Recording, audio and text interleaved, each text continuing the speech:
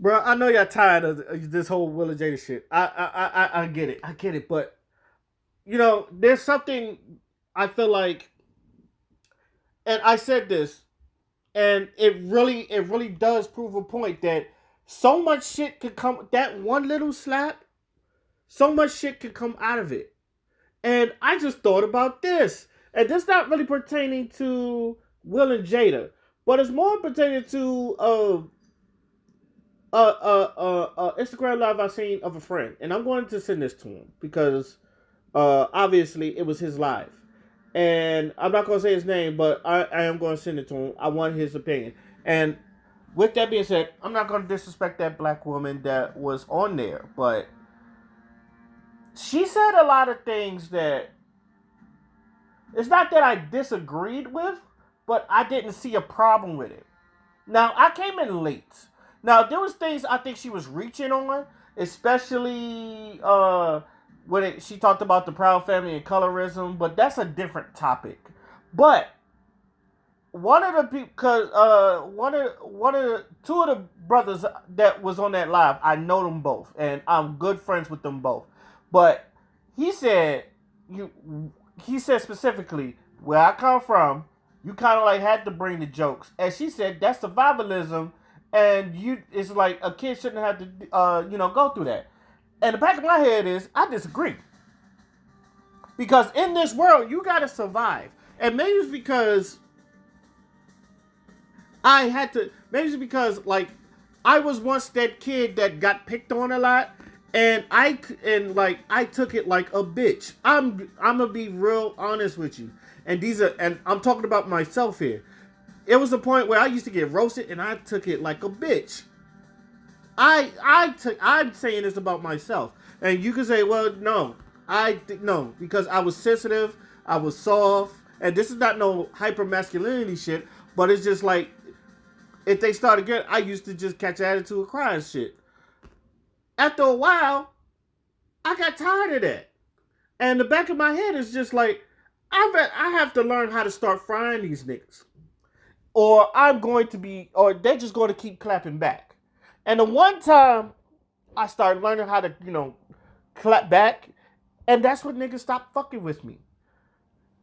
And where I'm getting at this points of survivalism that is good for to me, and I say this all the time: shooting the fade, shooting the dozens, joning on them, joning, frying people, however y'all call it. I do feel like it builds tough skin because there are people that's not, and let's be honest, I don't even in the perfect world, there are people that's not going to give a fuck about you. There are people that's going to step on you just to get where they need to be.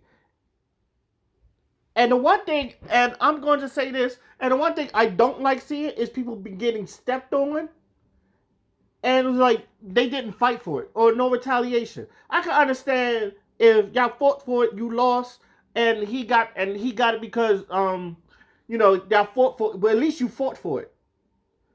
But sometimes it's just like I felt bad not because that I was getting roasted, that I didn't have no comebacks. And I feel like in that area, and I'm going to say this: if you let that nigga take your food, then everybody else is going to take your food. That's why people learn how to defend themselves. That's why people know how to fight. That's why people know how to clap back. And the thing is, especially, and I think this is because, again, I will say this: black men and black women are raised differently. Don't get me wrong. I know some black women with skins of steel. Like, and I know black women that know how to cut a nigga up from head to toe. I do. But I do believe, like, when it comes to black men, we toughen each other up. Which, in other things, swords sharpen swords, steel sharpen steel. What is not shooting a face or fighting or, like, that one person you want to beat. So you get better at that craft that you think he's better than you in, and you try to beat that person. To me, that's an adaptation, and that's just building a repertoire to make you good at something. I'm saying this right now. When the first time, like, I made a whole room laugh because a nigga cut on me. I remember this, and the brother, it was math class, and I think it was like 7th grade. I'll never forget this. And I grew up with the brother, but dude made a joke. I was like, and I forgot what it was. It was math, but it didn't have to do with math. And it was just like, the nigga looked at me. He said, "The closest your lips ever got to was your mother's," and everybody went, "Oh." And I remember saying, "Well, the closest your lips ever got to was a Big Mac," and the whole room just fucking laughed for 5 whole fucking minutes. When I shut that room down, and the teacher was looking at me, she was like, "I don't believe this nigga." And I looked at her, I said, "I'm sorry." I had to clap back. It was one time where it's just like in 8th grade, and niggas was just fucking with me and some shit like that, and I'm like Gohan, I ain't want to fight, and all of a sudden, and then I got to a point where it's just like, you know what, I'm gonna start throwing fists. So niggas start hitting me, I start hitting back, and niggas start saying, "Oh shit, nigga hitting back now." Nigga hit back. It stopped. It stopped because I no longer look like a weak nigga. Sometimes, yes, the strong will devour the weak. The lion will attack the gazelle because he feels like that's the weaker. That's the whole food chain shit. There are people that's going to attack you because you're weak. And I'm not saying this like no hyper masculinity. And there are people that are strong that do protect the weak. But also, I feel like the strongest thing you can do is the strong makes the weak strong. As in, okay, and I've told this, hey man, because I don't know how to clap back. I will teach you how to clap back at a nigga. I taught people how to clap back at a nigga. My sisters, I taught my sisters how to because I used to joan on them, but I used to do it in a way that, it helped them toughen their skin. Not only that, if they heard the worst from me, because like I said, I got to a point when I was really good and no one fucked with me. Even when I'm like I'm a big dude right now. And sometimes the big dudes like Lavelle Crawford, look at Lavelle Crawford and the guy that played Meet the Browns, Mr. Brown. Them two going back at it. And this was the big Lavelle Crawford. Them both was lighting each other up. They went back to back. That sword sharpening sword, that steel sharpening steel. You look at boxing especially when they go three whole boxing sets, like 3 12-round boxing sets, like Thomas Hearns and Sugar Ray Leonard. That's like, I know this. Or the NBA finals where it's like a best of game to 7. Okay, they did this. All right, I need to know what it is. That's my weakness. I need to fix that because he is going to keep fucking me up if I don't understand what he's doing. And once I figure out, okay, all right, now you're gonna have to do plan B. It's the same thing with like Jonan. I've always said this. It's just like, I'm glad them niggas bullied me, or I'm glad them niggas roast me, because it helped me develop a repertoire I never knew I had. When I was in the Navy, I didn't know nothing from nothing. Like, I couldn't tell you a difference between a flathead screwdriver or a Phillips screwdriver. And now I can tell you, what ratchets you need, what type. I can look at it. I was to a point where I can look at a pipe and say, "Oh, that's 8/16. That's a half-inch pipe. That's that's this type of pipe. It's about 1/4 inch thick." I got to a point where when you're good at your craft and you want to be good at your craft, you're going to be doing that. That's the same. I wish I'd have jumped on that live because, look, black women, I understand. I do understand. Y'all don't feel protected at sometimes. But sometimes the way black men, we protect y'all, sometimes we protect y'all the only way we know how. So if it's cutting you up, because we've been cut up before, and trust me, and this is what I tell people, I said sometimes, and they might hate me for this, black women, sometimes y'all in your own box, y'all don't care about what other people's boxes is.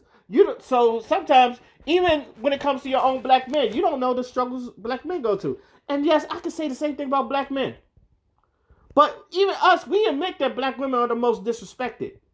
I will always say black women are the most disrespected. Is black men disrespected? Yes, but we know how to maneuver through that. That's survivalism that you need. And this is why, honestly, this is why we tell our young boys to man up. Yo, toughen up. because niggas is going to fuck with you. I used to tell everybody because niggas like seems like everybody always picking on me. I used to tell people all the time. You know they tried Mike Tyson in jail. The biggest the heavyweight champion of the world when he went to jail. They tried him in jail, and you know what? He fucked them all up to a point where they didn't fuck with him no more. So if Mike Tyson, the world heavyweight champion, someone with hands, can get tried, what makes you think you won't get tried? What makes you think they won't fuck with you? Especially if they look at you like food. You if you look like food out here, it's hunting season. That's a survival, and you know what? Life teaches you that. So until you fight back, them niggas gonna keep looking at you like food.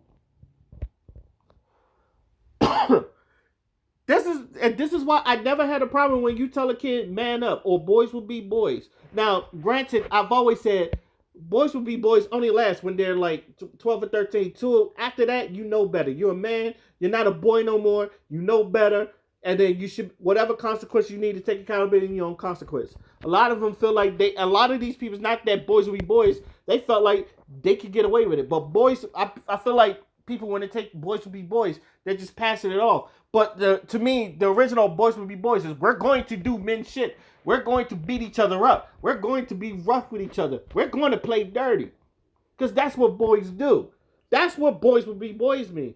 But after a while, you realize, but also as men teaching boys, you got to teach them right from wrong. You got to teach them, hey, that's not the way you treat a lady. Hey, that's not a good way, hey, to do things. You need to do things this way.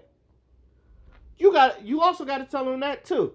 So with that being said, shout out to the brother, and like I said, I hope I got through this way without, because I feel like I didn't bash her at all, but I did disagree with her on some things, and it's the survivalism is like that's the one of the biggest things. Survivalism, to me, whether you're black or white or anything, that's what you need, because right now, one thing in the words of Dave Chappelle, when white people lights they go out, they panic. When black people lights go out, we plan it.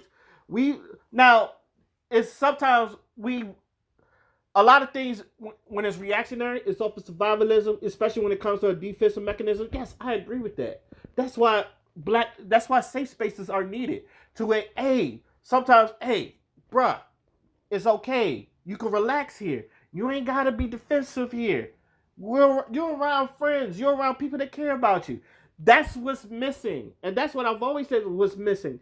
It's okay, and yes, sometimes it's dealing with the product of our environment.